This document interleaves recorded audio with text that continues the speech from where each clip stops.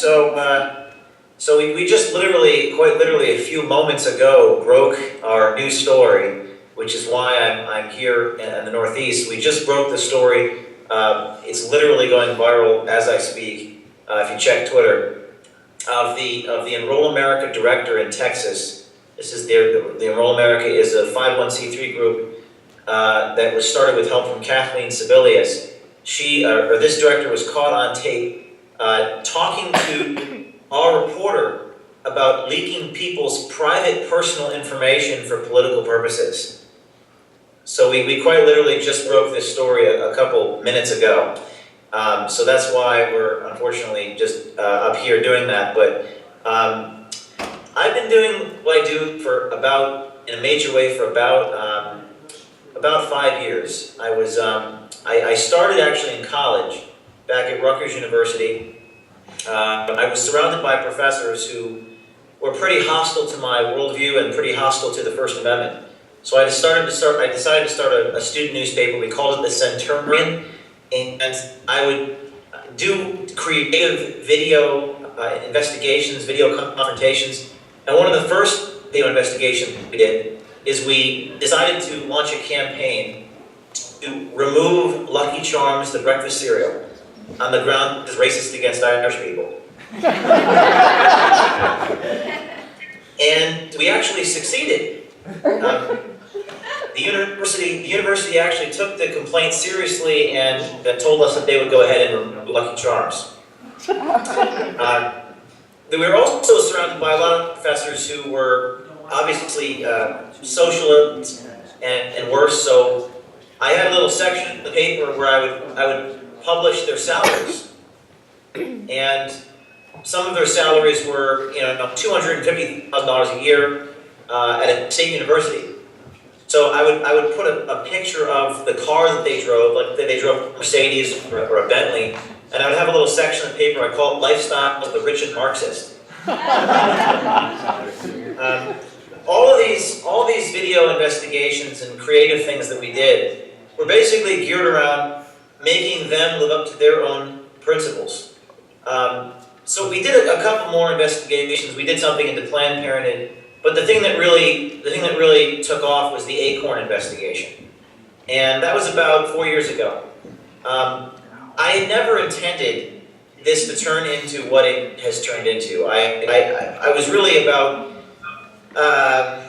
exposing things that were wrong, but I never, in my wildest imagination, thought that these people would entertain a corrupt scheme like they did. They were telling me how to declare underage prostitutes as dependents on tax forms. They were telling us how to declare prostitution activities as a type of dancing. They were telling us to lie on taxes. And if you saw our videos this past week, it was very similar to Acorn. These Obamacare navigators were telling us to lie to the IRS. And the best part about our investigations is that they don't focus on, I guess, what people would think of as conservative narratives or political narratives. They focus on things that everyone agrees it's wrong to lie to the IRS. Everyone agrees it's wrong to exploit children. Everyone agrees it's wrong to defraud the federal government. Even people on the left agree that's wrong. So we try to focus on issues that appeal to everyone. And we try to catch things on tape so that things are undeniable. We basically have two missions. The first mission is to break news. And the second mission is to get government and other institutions to react to the news that we break. What a lot of other people in the media do is they comment on the news, or they become pundits. You know, what we're trying to do is break news and get people talking about issues they don't want to talk about. So we've done a lot of investigations. We've done investigations into Acorn. I know that Acorn was actually started in Arkansas. I'm sure many of you know that. You know, what we found is that these groups are kind of splintered, and now it's no longer Acorn per se, it's Organizing for Action, Organizing for America. Enroll America, which is the investigation we quite literally released 10 minutes ago. There's groups called Battleground Texas, which try to turn states like Texas into a democratic voting state. Last year, we did an investigation into voter fraud that followed up on our Acorn investigation. We actually got people in Houston, Texas, fired for telling us to vote multiple times. We also tend to personalize our investigations. So, for example, last year, with the voter fraud investigations, we actually walked into Attorney General Eric Holder's poll precinct, and we got offered the Attorney General's ballot to vote. I walked in there, I didn't break any laws, I didn't impersonate the Attorney General, but I did say, hey, do you have an Eric Holder on your poll list there? And they handed me the ballot and said, here you go, Mr. Holder. So the brilliance of that type of technique is that you're really personalizing, like Saul Alinsky says, personalize the target. And we often use these Alinsky tactics against community organizations. So it's a pretty interesting combination. So our plan, and Project Veritas' plan, is to take what we do and to do it on a massive scale. To go across the country and expose fraud, waste, and abuse in these types of organizations, particularly ones that receive federal funding. One of my favorite stories, actually, from what I've been through, and I wrote a book, it's called Breakthrough, and I talk about this stuff at length. But I really can't make up a lot of stuff that has happened to my colleagues at Project Veritas. But one of my favorite stories involves the voter fraud investigations that we did. And we exposed dead people voting in New Hampshire. We walked into these precincts and they were handing us these ballots in the names of people who were deceased. So after I did this, the state of New Hampshire changed the law to require photo identification. And I upset the Attorney General of New Hampshire in a major way. So this guy's name, and I can't make this up. The Attorney General of New Hampshire, his name is actually Richard Head. Dickhead. And he tries to disguise, in his letters it says Richard W. Head. So he's trying to deflect from his name. But Richard Head actually sent 7 agents, 2 Massachusetts FBI agents, to try to criminally investigate me. And so there's a chapter in the book called The Rise of Richard Head. Oh, no.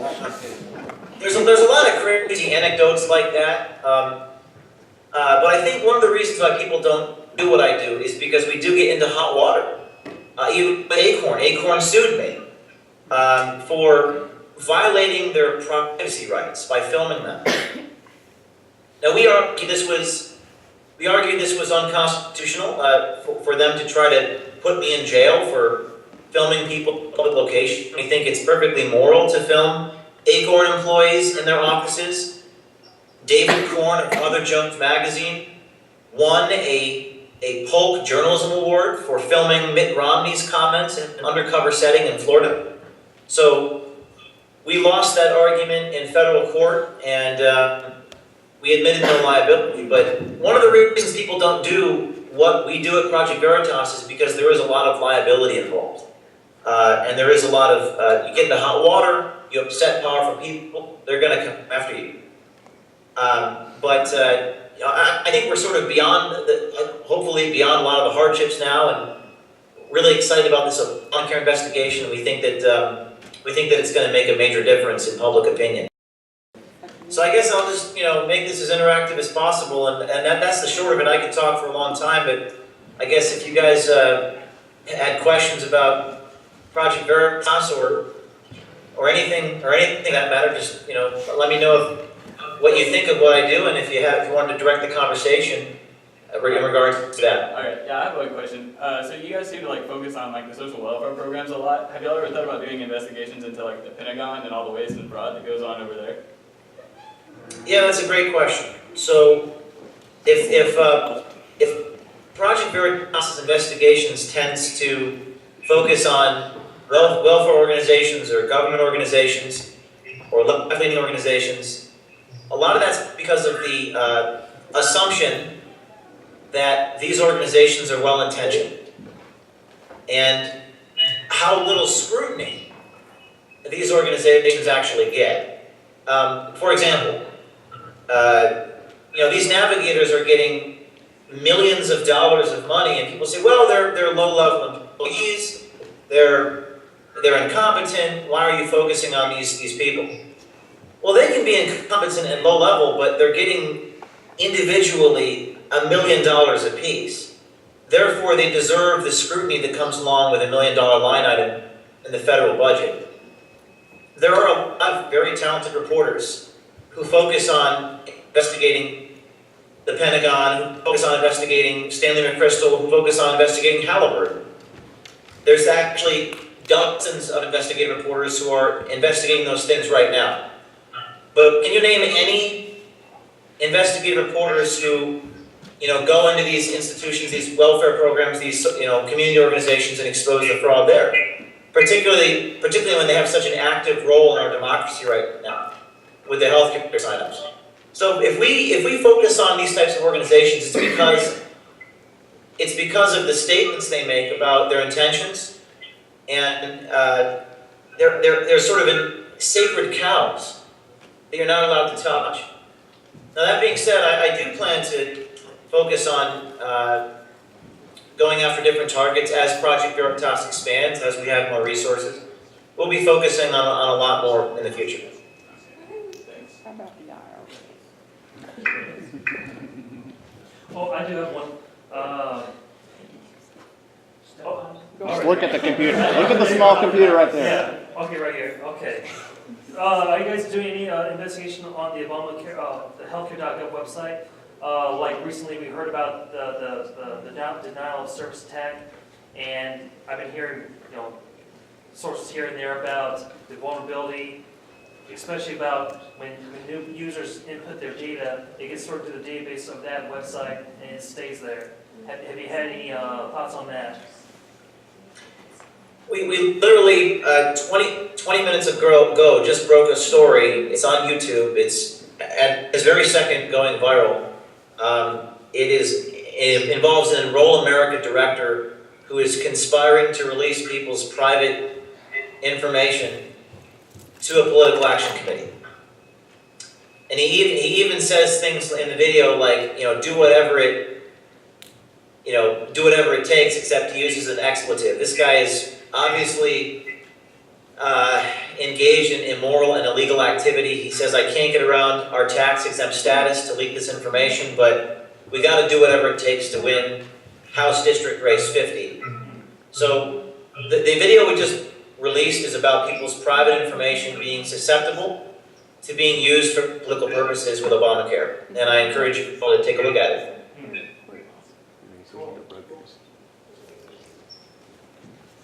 All right, I have a question. Do you find that it's become more difficult now that you've kind of become more well-known to do your undercover work, or is it harder? Well, first of all, not as many people know me as you may think. I mean,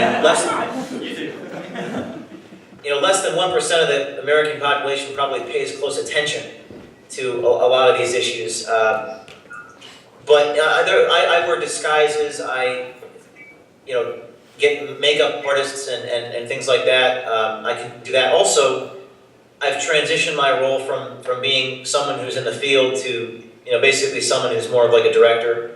So we train a lot of people. If I was there with you tonight, I'd show you video clips of a lot of our undercover reporters themselves become semi-famous. The guy in the video that we broke last week, the video's got almost 600,000 views on YouTube. He's been interviewed in all the local Texas TV stations. But we try to take people who are, people who are not really experienced in this, and we try to train them on how to become effective video reporters. But I don't actually do a lot of taping myself anymore. So, but you'd be surprised. Very few people actually recognize me, and it's also kind of a strange psychological thing when you're in the meeting with the person you're filming them. And usually people don't think that they're being set up. So usually it's not a problem. Although there was one time when I was in New Jersey and I was filming voter fraud. And the whole scheme was I was pretending to be a Republican. So I was wearing like a three-piece suit. I went into a Newark, New Jersey, and there aren't many Republicans in Newark, New Jersey. I went into a Newark, New Jersey poll location, and I pulled up in an Audi R8. So the whole idea was that I was this flamboyantly wealthy one-percenter. And the idea would be, like, would they deny the one-percenter their right to vote? And I pull up to this poll location in an exotic sports car worth $120,000. And I'm walking into the poll location, and the poll worker says, "Aren't you that pimp guy?" And my response was, are you calling all Republicans pimps? Is that what this is about? So, you know, I think she finally said, "No, you are that pimp guy on Fox News." That was the only time I've ever really been recognized.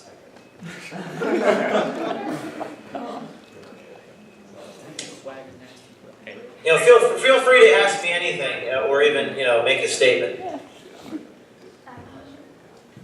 We got one coming.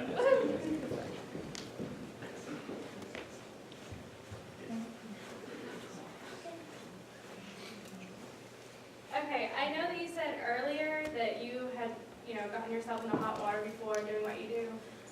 What are some of the risks that are involved with, trying to put the news out there and then, like, trying to uncover this, but at the same time, you have to walk on eggshells sometimes to avoid too much controversy?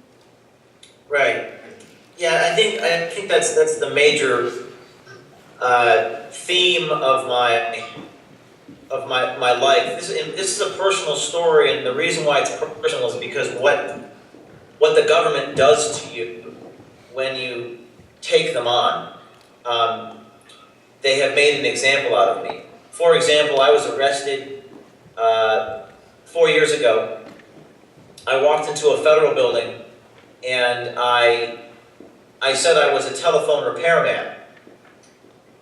Now, I didn't actually enter the building using a false pretense because I showed my driver's license when I walked into the building. And in fact, when I was arrested by U.S. Marshals because I was on federal property. And it's kind of difficult to explain to U.S. Marshals when you're dressed up like a telephone repairman what you're doing. Of course, the truth was I was there to not do anything to the phones. I was there to pretend to be a telephone repairman so that I could capture candid conversations from the senator. For example, the senator might explain to a telephone repairman, "Hey, can you please shut all these phones down so that my constituents can't talk to me?" Now, if I got the senator to make that statement, it'd be a pretty interesting story. But try explaining that to an FBI agent. He basically said, "You're lying to me." I said, "I swear I'm not lying to you. I make YouTube videos." And he said, "No, you're definitely lying to me." And finally, the FBI agent said, "Okay, you're not lying to me. But, too bad, you're the acorn guy, we're going to have to keep you here." Now, my video I tape everything. I mean, obviously, when I go into a scenario, everything's on tape. Guess what happened? The federal judge ordered my videotape destroyed.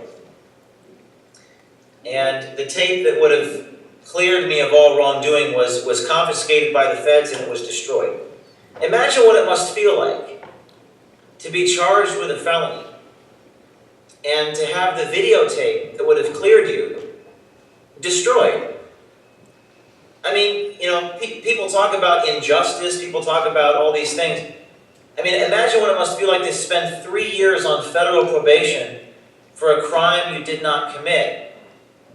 And the worst part is, I think none of us are born yesterday. We know that there's corruption in America, but you would think the mainstream media would care about that. You would think that the New York Times would issue some story, but nobody cared. I mean, it became an anecdote after the fact.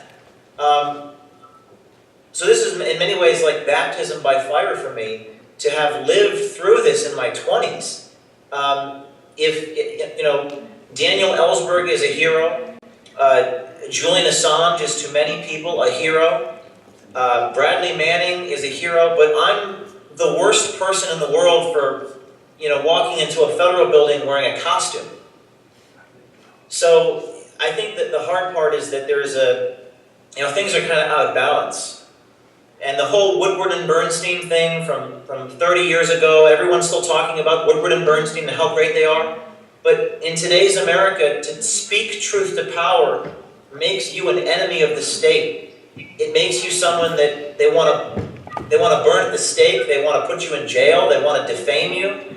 And I think that's a product of how today's journalists view those in power. They view the people in power as an ally to their careers. They have to build relationships with them. They have to be close to them. And my message to people, my message to other citizens is no, you gotta kind of stick it to them.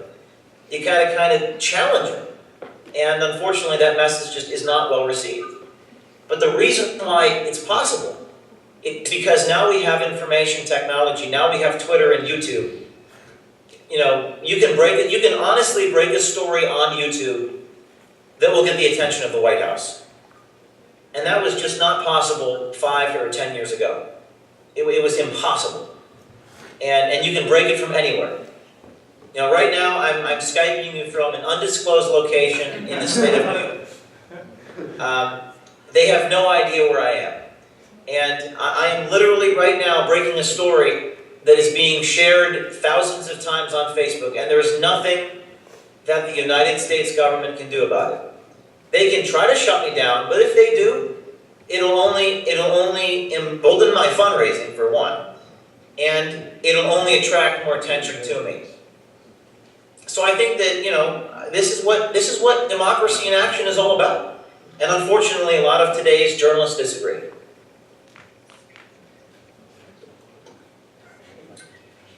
Hi. I was wondering whether you think Democrats or Republicans are more corrupt. That's a good question. Someone said, I don't know who said it, but someone said there's basically two political parties in America today. The first political party is the Republicans and the Democrats. They both constitute one political party. The second political party is the administrative state. So, let's look at something like the IRS scandal. Them targeting people, targeting nonprofit organizations simply because they don't like it. That's not directed from some political party. That's actually just the administrative state out of control. So I think that the answer to your question is that it's not really one political party or the other. It's the federal government is too large. The left hand doesn't know what the right hand is doing, and there are too many opportunities for things like that to happen. The NSA is out of control. The IRS is out of control. The DOJ is now more of a function of who's in power, but that's out of control.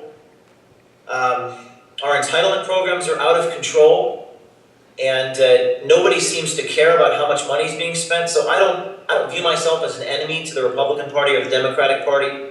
I view myself as an adversary to the administrative state and to the bureaucratic state and to how large our federal government has gotten. I think the size of the federal government is a threat to our democracy, to our representative democracy. So that is really what Project Veritas focuses on right now.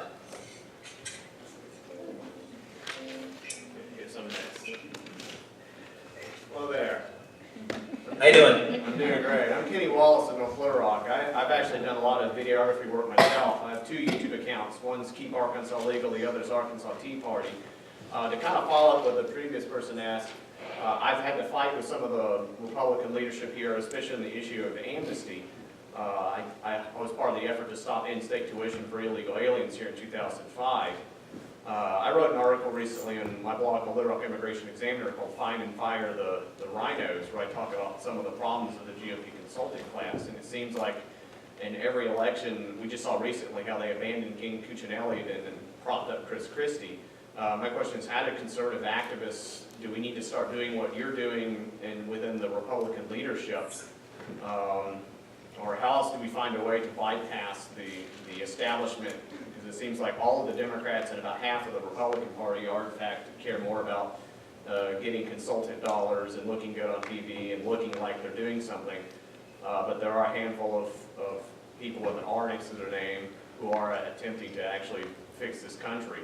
So just kind of, a lot of conservative activists are having to kind of pay out of their own pocket to do some of the stuff they do. So my question is, how do conservative activists like myself either get the resources or find a way to fix or repair or take over or in some way do something so that the Republican Party actually turns back into a conservative movement? Okay. Well, first of all, I never make, I do this intentionally, I never make political statements or endorsements of Republicans or Democrats, but I will tell you that in the political world, I think the Republican Party and the conservative movement are deeply flawed and are in many ways antiquated. They are very defensive people. They're always on defense. So the left versus right dynamic, the left is typically, they dominate the culture. They dominate Hollywood. And when let me just make a comment about that and then I'll answer your question. So when the American left makes a movie in Hollywood, they don't make a movie and they say, let's make a liberal movie. They just make a movie that's really good. And it happens to have hidden, if you will, liberal themes. When conservatives set out to do that type of thing, they make a conservative movie, and it usually sucks. So I view politics as being downstream from culture. What I mean by that is that you can spend all the money and all the time winning elections, or you could actually be a little more effective than that, and you could focus on either culture wars, or being involved in the news business, the information business, or being involved in kind of making a difference at its source. So the conservative movement is also, they're always on defense. I mean, I honestly believe, this is the way I view conservatives, that, if there was nothing happening this week in the so-called liberal media, the conservatives just sort of sit on their hands and say, I guess it's a slow news week. They don't get out there. They're not aggressive. And they don't like blood on their hands. They don't want to, some of them don't, I don't think some of them want to make a difference because they're afraid of how they might be perceived. And let me say that if you get out there and you actually get some of these government people to resign, they will destroy your reputation. They will come after you. And the question, the gentleman that just asked that question, the question I would have for you is, are you ready for that? Are you willing to pay some type of personal price for making a difference? I'm not trying to sound like a martyr, but I have met people in my experience that are not ready for that. They're not ready to pay the personal and professional toll that comes along with being effective. And that's just been my experience. In terms of the rift between the Tea Party and the Republican Party, I think that's kind of, there doesn't need to be a rift. I think there are certain things that all Americans agree on. How many people are familiar with the reporter for Rolling Stone who died in a car accident? Raise your hand if you know that Rolling Stone reporter I'm referring to. So there was a Rolling Stone reporter who was deceased or died in a car accident, and I think he towards the end of his life, he started to see a blurring of the lines between the left and the right. I think a lot of people right now are really skeptical of the powers of the federal government and how much power they have. Specifically with this Obamacare rollout, I think it's bringing a lot of people together. So I think there's a lot of opportunities to focus on issues that we all agree on. And this whole rift between moderate Republicans and conservatives and the left, I mean, you know, I think it's a deflection, it's a distraction. And one story that we did that I think, you know, this is a very controversial issue, but abortion. You know, nothing is as controversial as abortion. People are bitterly divided. We broke the story 6 years ago on Planned Parenthood, and we focused on how Planned Parenthood was founded. It was founded by a woman named Margaret Sanger, who was involved in eugenics. And the vice president of Planned Parenthood was fired because we caught her on tape talking about how excited she was to reduce the number of African American people in the American population. So that video actually resonated with people on the left because they thought that was disgusting and racist, and obviously it's very racist. So what I'm suggesting to you there are issues that we can expose, regardless of your political opinions. There are ways that we can expose things that are wrong in a way that bring people together. And there's no need to focus on the differences of political opinion. Other questions? It's kind of cute. How you doing? Hi. I'm a journalist major here at UCA, and you're doing like investigative journalism. It's obviously a new form, and you talked about how you can link your stories to YouTube and Twitter. Just that technology that we're of this generation is crazy. And so, do you think that some of the older journalists in the field are they a little bit hostile to you using this social media in your investigative ways, or because you kind of have to become desensitized, like covering the abortion and stuff like that. As a journalist, you have to stay unbiased and lose your feelings. So, do other older journalists, are they hostile to you, or do they look up to you for what you're doing? Have you Googled me? No. Just look at my Wikipedia page. You'll see, you know, there's about 12 people that are hired by Media Matters to edit it every day. Hostile is an understatement. I mean, I've actually, it really is an unbelievable story. I've actually sued journalists for defamation and won, which is not an easy thing to do if you're a public figure, because you have to prove actual malice. That means you have to actually prove in a court of law that the journalist that defamed you knew that he was lying about you when he lied. I mean, they hate me. I mean, they hate me in a way I don't even understand why they hate me so much. Well, actually, there are theories why they hate me, or why they hate what we represent. Because we bypass them. Because you no longer need the New York Times. You know, let's talk about Acorn for a second. That story, you know, think about this. That story literally got the President of the United States to defund Acorn before the New York Times assigned a reporter to the story. You know, that story galvanized Congress. I didn't even lobby Congress. I don't know how to lobby Congress. But that video was so powerful that it prompted a vote in the House of Representatives, and no one in the mainstream media even talked about it. What that means is you're bypassing all of these powerful corporate media people, and you're making an impact without them being relevant. You're making them irrelevant. And of course, if you're a journalist, and one thing that you'll learn when you work in journalism for about 10 years is that the media is extremely competitive.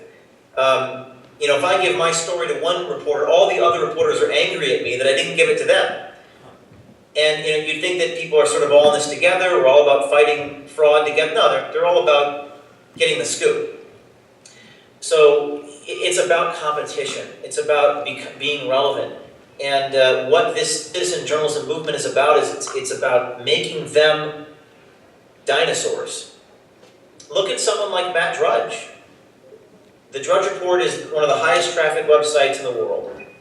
And he actually has become an assignment editor for other media outlets. They look at the Drudge Report and whatever he's talking about, they talk about. Why? Well, one of the reasons is because Matt Drudge really scooped them on the Clinton story in the 1990s. He broke that story first. And now they do not want to be embarrassed again.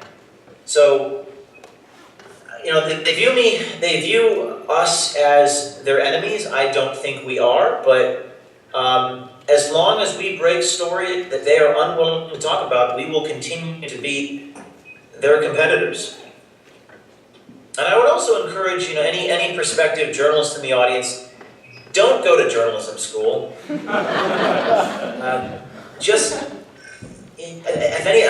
I did a whole video series. It was called "To Catch a Journalist." Sort of like To Catch a Predator on NBC News. I went into journalism schools, and I don't know what they're doing there. They're not teaching journalism.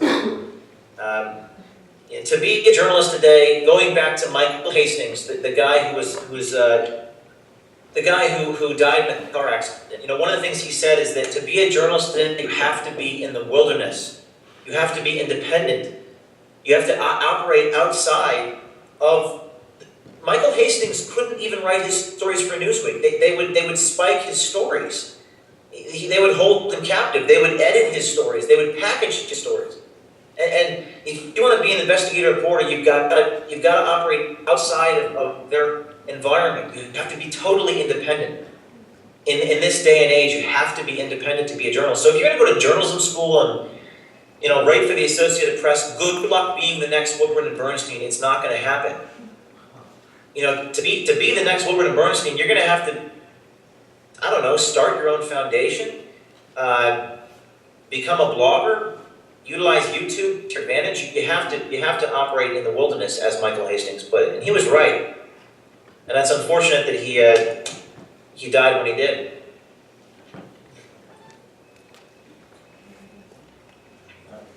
Sort of going off what one of those other guys said. I remember there was a sort of a thing with Ron Paul during the last election about how the Republican National Committees sort of just shut him out. So how could you go about exposing the, I guess, the establishment's preservation of power for themselves, basically, and keeping anyone else out? So it goes back to the question, the question that the gentleman asked earlier about this Republican establishment versus Tea Party establishment. I think the answer to all of society's problems, including that one, is just exposing information. You know, I don't make comments about who we should endorse Ron Paul or the GOP or Ted Cruz. That's not really my wheelhouse. I don't get into that type of discussion, but the more information people have available to them about how things work, even inside of the GOP, the better. If a left-wing muckraker wants to come and expose those types of dynamics, they're absolutely welcome to. But what we need more of is not endorsements of the GOP or Ron Paul. We just need more information. I think if people had more information, you know, in full disclosure, I voted for Ron Paul in 2008. I don't agree with everything he says, but I wasn't really active in politics so much until about 2009. I wasn't really that engaged. I did some stories, but I went to a meetup group, a Ron Paul meetup group in Fullerton, California, where I was living in California for a year, and he inspired me because he was taking on everyone. I don't agree with everything he says, but that inspired me. So in full disclosure, I did vote for him. I would just encourage people to keep exposing stuff and let people decide for themselves. Don't try to tell them what to believe in.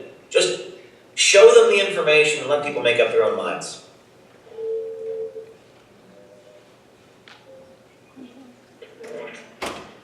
Oh, hi, how you doing? How you doing? Red Sauerkraut. I have a question. since the media is so hesitant to report the stories that you do that are kind of investigative like that, do you think, or how big of a connection do you think that the major media corporations have with the government? Well, you know, the major media corporations are, a lot of them are publicly traded, so they can't, I mean, for example, when I did that investigation into Attorney General Eric Holder, I got offered his ballot to vote, and that very much embarrassed the Attorney General. In fact, Attorney General Holder was forced to testify in Congress about why on earth his ballot was offered to me. And you would think that this would be sensational material for, you know, the cable news, right? None of them covered it. It was highly newsworthy. I mean, it was on local television affiliates. It made the Drudge Report. It made some House Judiciary hearings, but none of them covered it. Why didn't they cover it? They didn't cover it because the Attorney General has the authority to investigate them. So there's sort of a relationship between the media and the government. As you point out, there's a relationship, there's a bond. And the more oversight the government has over it, now they're talking about Feinstein. Senator Feinstein is trying to create a law or an exception to a law regarding shielding reporters' identity. Certain journalists have those protections, others don't. So it's difficult to kind of break through into the mainstream media. A lot of these people are very afraid. What I do in particular, they're very afraid to break the news first. Particularly because people often resign and they don't want to be responsible for that type of liability. But the relationship between the government and the media, a lot of these corporate media organizations have advertising revenue, and they're beholden to those advertisers. So that's another thing, that they boycott these organizations, so you got to be careful of that. I'm structured as a nonprofit, so in many ways I'm a little bit untouchable because I don't depend upon advertising revenue. We are crowdsourced. We have thousands of people who send us donations online, and we're very independent because of that.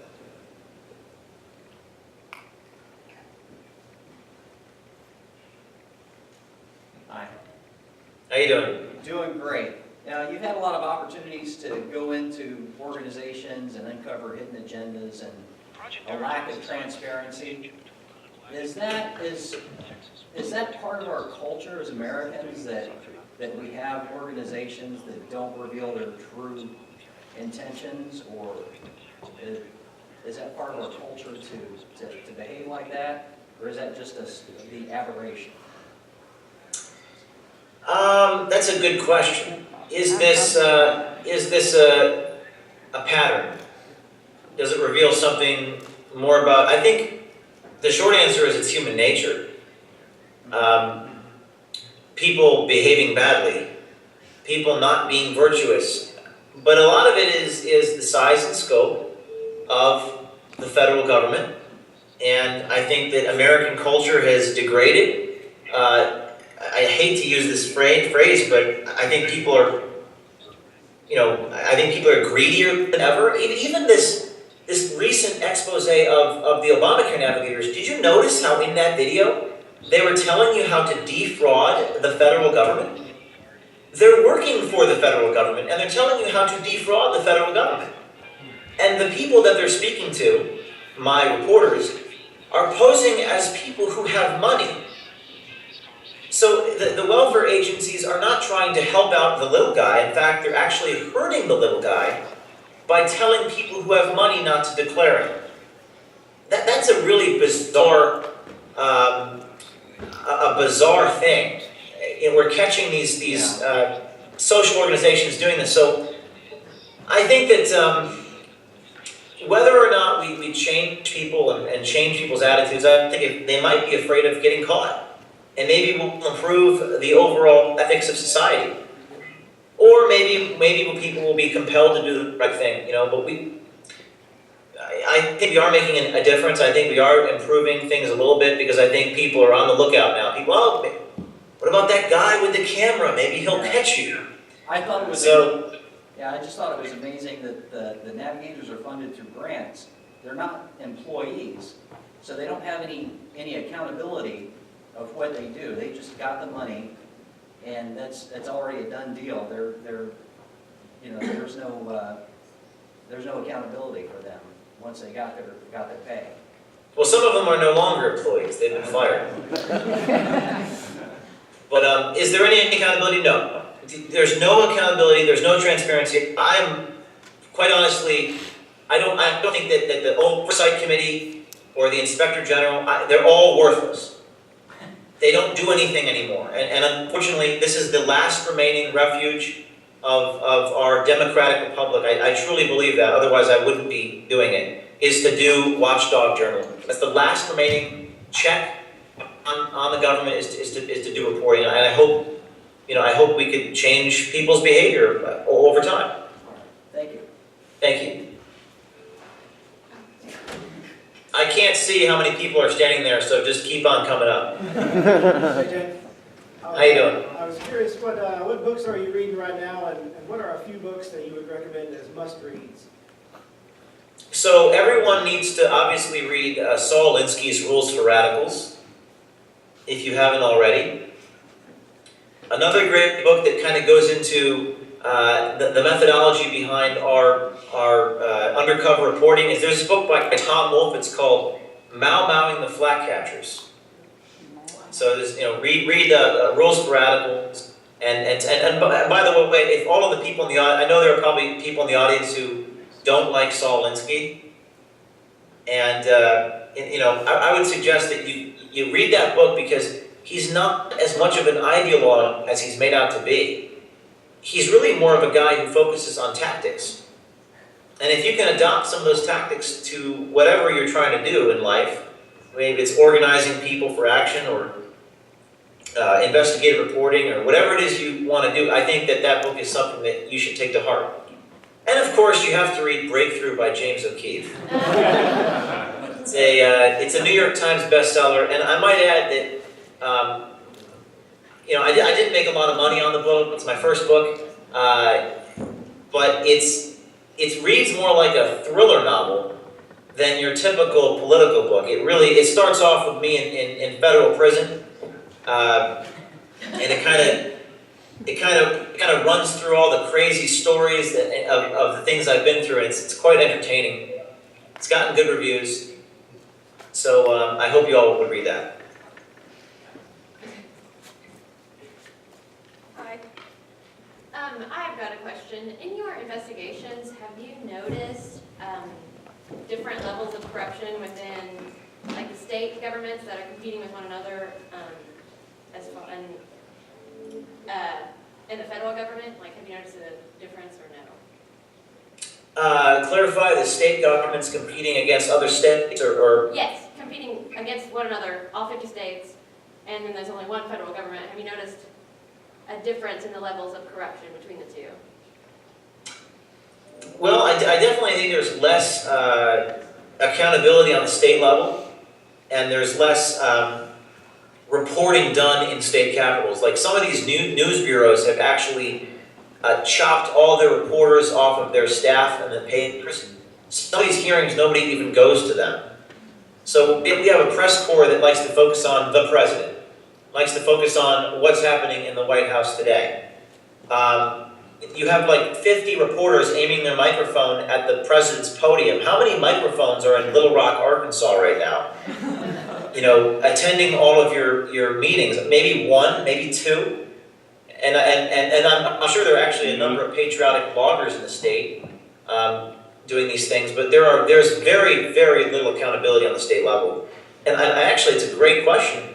If you're an up-and-coming investigative reporter, the best place for you to go is to Little Rock, Arkansas, Trenton, New Jersey, Albany, New York, and you can get your hands really dirty. I mean, you can break some great stories that everyone in the state will find out about because there's just no journalism anymore. Everyone's trying to go to D.C. and report and become a White House correspondent. The real action is on the state level. You can make a world of difference. I mean, we broke a story on, I'm trying to think of the best example. the stories on Medicaid fraud made the front page of the Columbus Dispatch.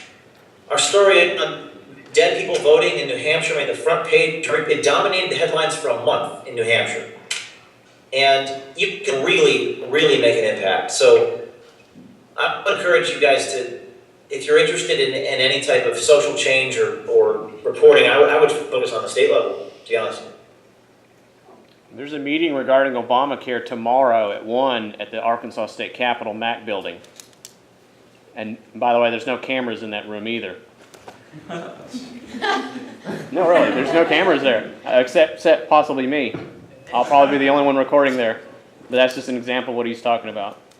I mean, you got to be careful of the laws. I can't remember if Arkansas is one-party consent. I think it is. But you got to be careful, obviously, where you're doing this. You have to have permission from some people to take them. But if you're in a public area, you should be fine. Recording. Yes, it's right here. Thursday, November 21st, 1 p.m. in the MAC building. It's over Obama's here. Okay, I think I'm the last question. So I was wondering, I guess you could just reference the book. What is one specific narrative that was one of your biggest learning experiences? Like you learned a lot about laws regarding a certain topic or something like that. Just one of the more enlightening narratives. Okay. Let me think the best one.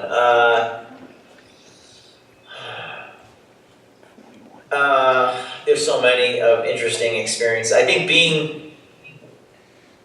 let me give you two or three really quick ones. So the one I was on federal probation for 3 years, and the government basically said, okay, we're going to stop O'Keefe.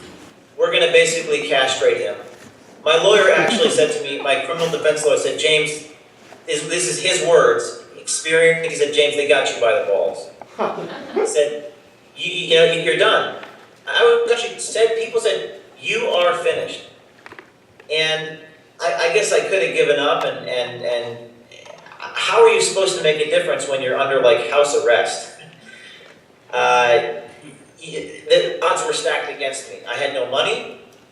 I had no political capital. In other words, people didn't think I was credible.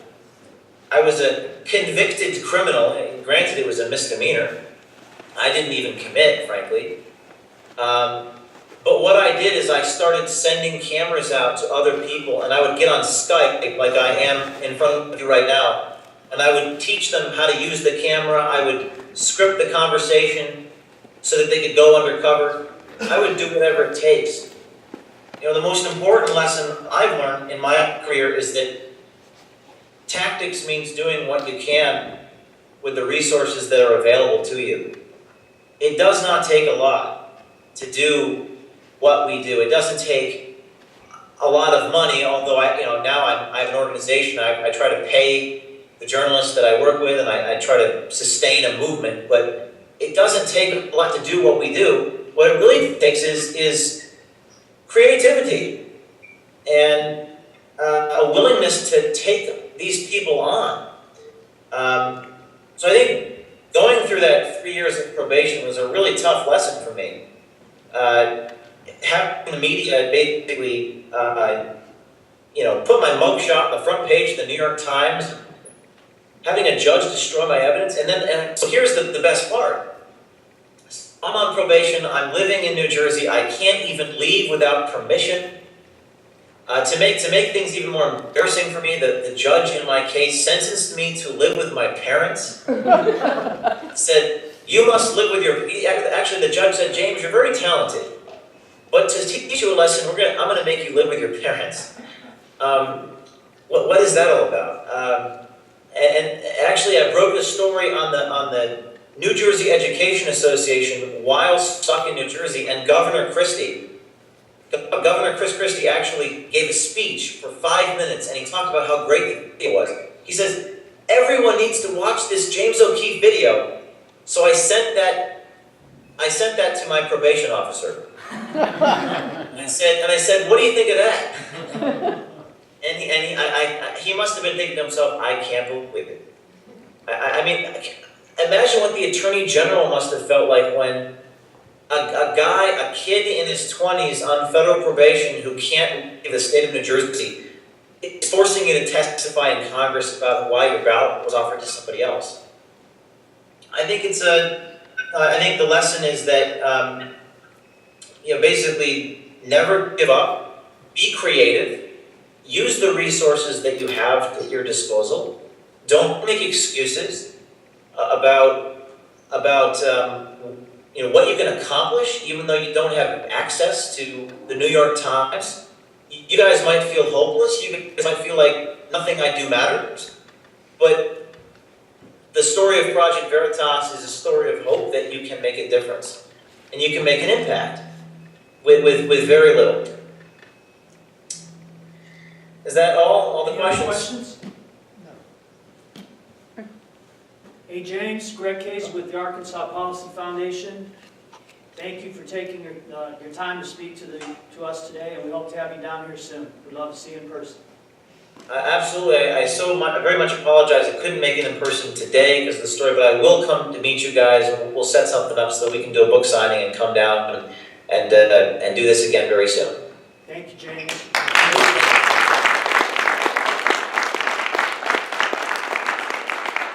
Well, it was so good to see you guys, and make sure to check out the story. It's online right now. Check out the video, and it was great to join you this evening. Thank you. Thank you very much.